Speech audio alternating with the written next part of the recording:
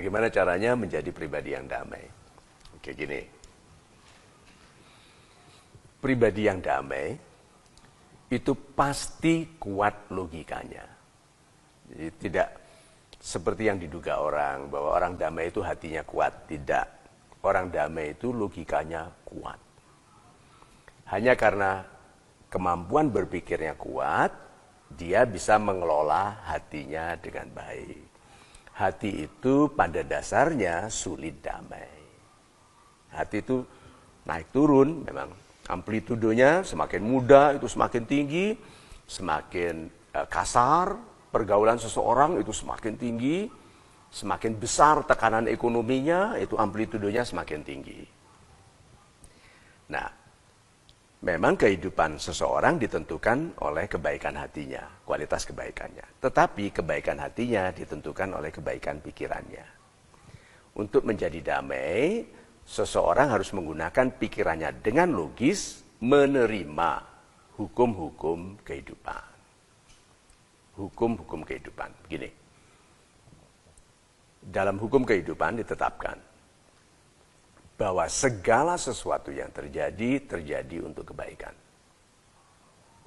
Itu kalau pikirannya kuat, orangnya cerdas, apapun yang terjadi, tidak baik nih, dibilang apa? Ini memang tidak enak, melukaiku, tapi ini terjadi untuk tujuan yang baik. Jadi lebih damai nggak sekarang? Jadi lebih damai. Karena ini terjadi untuk kebaikanku. Terus gini. Hukum yang berikutnya. Hanya karena kita tidak melihat kebaikan dalam sebuah kejadian, tidak berarti tidak ada kebaikan. Karena kebaikan datang bersama keburukan yang terjadi. Kemudahan datang bersama kesulitan. Contohnya saja,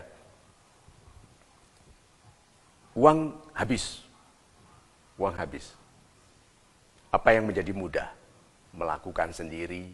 Selama ini tidak mau melakukan sendiri. Segala sesuatu nyuruh orang bayar. Segala sesuatu dibeli. Sekarang karena tidak punya uang, mudah apa? Mudah memaksa diri melakukan sendiri. Ternyata di dalam melakukan sendiri, ketahuan dia terampil. Berapa banyak orang sukses karena kehabisan uang, masak sendiri, masakannya ternyata enak, jadi restoran besar. Tuh.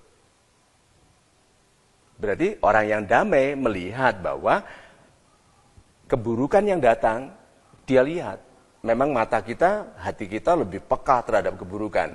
Tapi kan dia tahu hukum kehidupan bahwa bersama kesulitan ada kemudahan. Bersama keburukan ada kebaikan. Nah, fokus di sana dulu. Terus satu lagi, Tuhan menciptakan segala sesuatu berpasang-pasangan. Ini hukum kehidupannya. Jadi kalau dia melihat sesuatu terjadi, jadi misalnya saja penghinaan. Penghinaan datang dengan apa? Kemuliaan. Segala sesuatu. Jadi bukan hanya hukum yang tadi, bahwa kesulitan datang bersama kemudahan, tidak lagi begitu. Dia sekarang melihat apa? Penghinaan, kemuliaan. Sedih. Kalimat, kata kerjanya adalah penyedihan. Terjadi penyedihan hatiku. Pasangannya apa? Akan datang pembahagiaanku. Jadi damai nggak? Damai. Itu loh.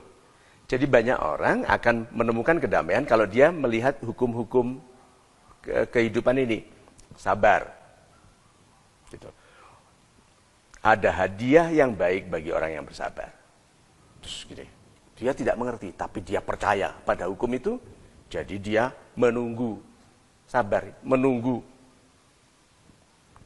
Jadi kalau terjadi sesuatu yang tidak dia sukainya, padahal dia sudah mengupayakan yang terbaik, dia menunggu. Karena kesabaran ini menunggu. Pengertian pertama dari kesabaran adalah menunggu. Ternyata betul. Kenapa? Karena hasil belum tentu terjadi segera setelah kita melakukan. Damai. Yang satu lagi, hukum berikutnya. Sibuk. Gitu. Bahwa keajaiban mudah datang kepada orang yang sibuk.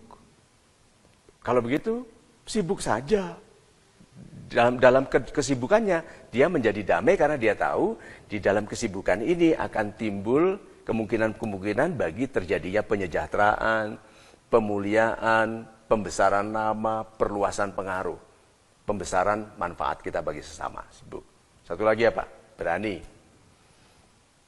Karena ada keajaiban bagi yang berani. Orang yang berani, ini logikanya ya. Lihat kenapa orang damai itu logikanya harus kuat sekali.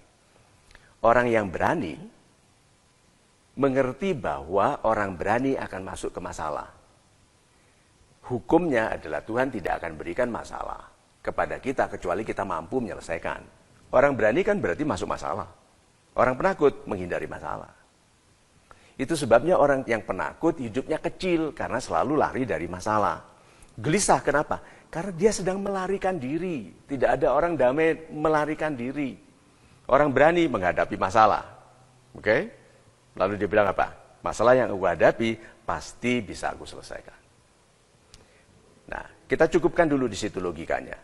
Tapi sudah kelihatan kan bahwa orang yang mau menenangkan hati tidak boleh melalaikan kejernihan berpikir, ketegasan logika. Kemudian apa? Kesetiaan pada pengertian baik. Hidayah itu pengertian baik. Tuhan sudah sampaikan hidayah.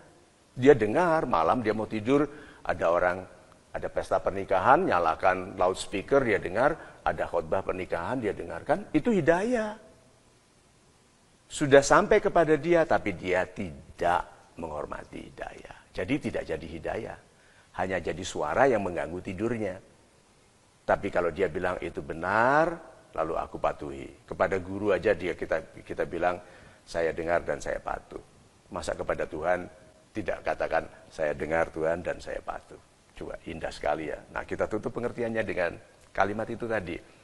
Jadi bukan hanya kepada guru kita, tapi kepada Tuhan. Tuhanku, aku dengar dan aku patuh. Aduh, indah sekali itu.